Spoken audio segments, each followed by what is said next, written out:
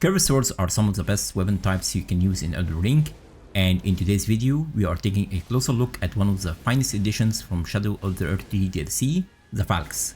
I'll guide you through everything you need to know about this weapon, including some strategies to overcome its weaknesses and unlock its true potential. So without any further delay, let's get started.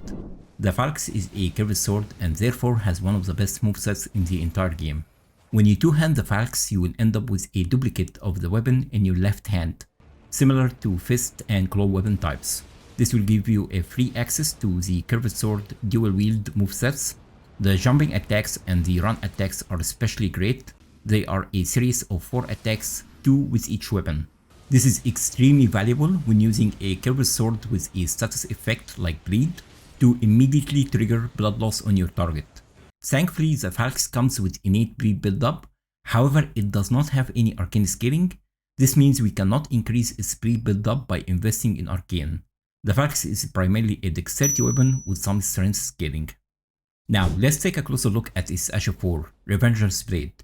When you press and hold the skill button, you dash forward and then perform a cross slash with both weapons. This is a great tool to close gap with your enemy, however you don't have to commit to the whole dash. You can release the skill button midway to perform the cross slash earlier. But here comes the fun part. If you press the heavy attack button after the cross slash, you will initiate a flurry of slashes with both weapons that will land so many attacks in such short time. This Ashes 4 is quite insane, and because of how fast you land those attacks, you can skyrocket your attack power if you use items that work with successive attacks like Millicent's Prosthesis and Thorny Cracked Tear. Also, landing so many attacks in such short time will enable you to easily trigger blood loss on your target every time you use Revenger's Blade Ashes 4. However, this weapon would have been an absolute beast if it wasn't for how little hyper armor you have during its Ashes 4. It feels like almost any attack can interrupt you from executing the Revenger's Blade. Even with over 61 poise, most attacks will disrupt you from fully unloading Falx weapon skill. There are solutions to this issue. For example, you can use the Leaden Heart Tear to boost your hyper armor after you drink your flask, but only for 10 seconds. Another option is to use the Iron Jar Aromatic. This will greatly boost your damage negation and hyper armor, but it will cripple your movement speed, so this is not ideal against fights that require you to jump and move a lot. So in fights with low movement requirement, I will use the Iron Jar Aromatic. But besides this, I will rely on the curved sword's dual-wield movesets and fish for opportunities to land Revenger's Blade.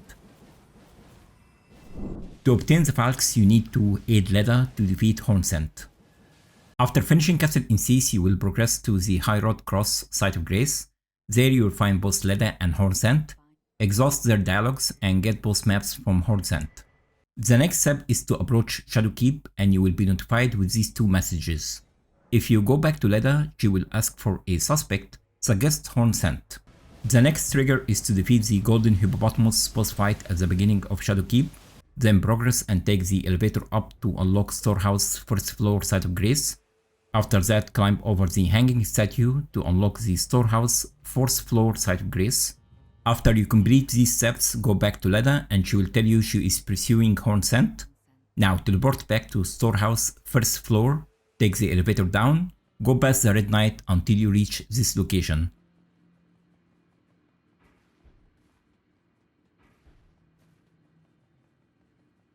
You will notice 2 summoning signs, one to aid Hornsent and the other to aid Leda. Interact with the red summoning sign to aid Leda, defeat Hornsent to obtain his weapon and armor set. The Falx is a primarily dexterity weapon.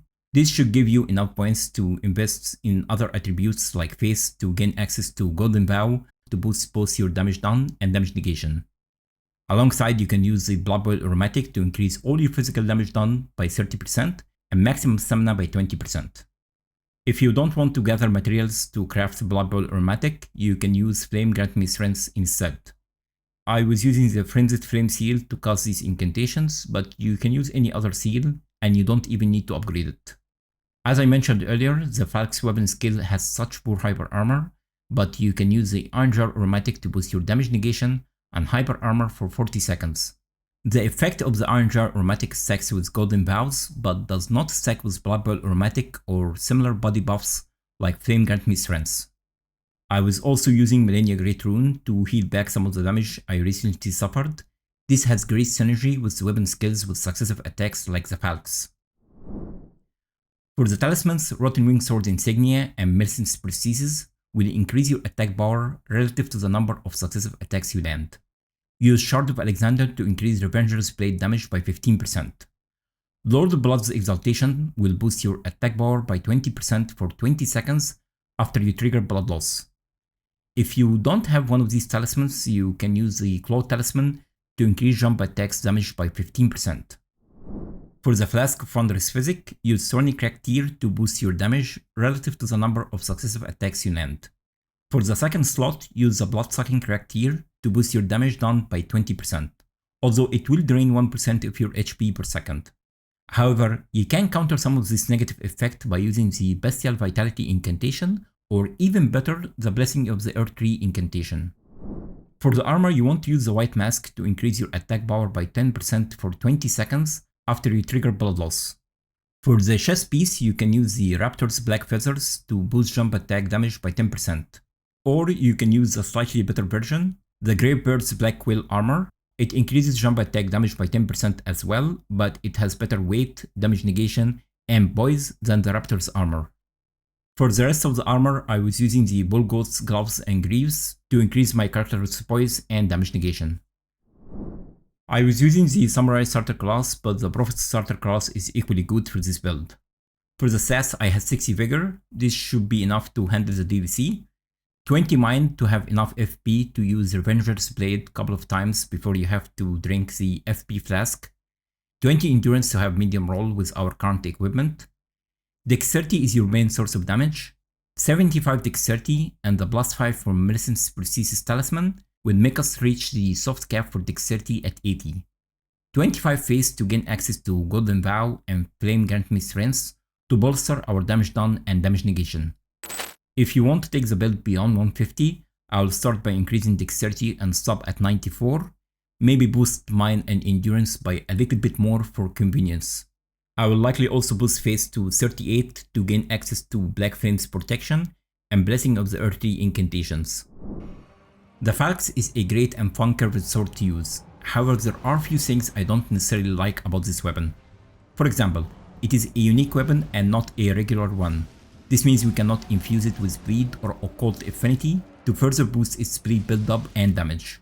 You cannot also use weapon buffs like Blood Flame Blade on most unique weapons, and the Falx is not an exception. The low hyper armor will easily get you interrupted during its Ash of War and will force you into unorthodox methods like using Eye Jar or Matic to fully unlock its potential. This brings this guide to an end. Thanks so much for watching. Let me know what you think about the Falx and what we could do to further improve this build. If you have suggestions for my future content, please let me know in the comments. Once again, thanks for watching and have a great day.